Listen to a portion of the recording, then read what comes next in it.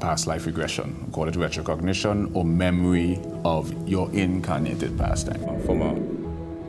From a lack of impairment and from a lack of initiation. So this is one of the biggest irony.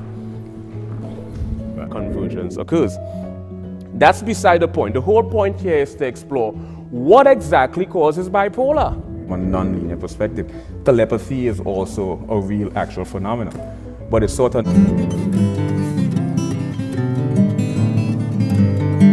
we call it alchemy, transmutate, convert literal statement, but the contrasted interpretation derived from the tonal features of a. Right. Yeah, I took that question into consideration. Yeah, I feel like I Tickle your head. It doesn't treat the semantics of words.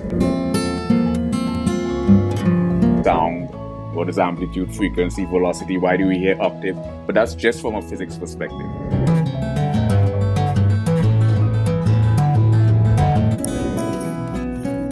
Like precognition, premonition, clairvoyance, retrocognition, lucid dream, extrasensory perception. Trajectory that occurs. You can cross disciplinary, multidisciplinary, transdisciplinary, and interdisciplinary areas.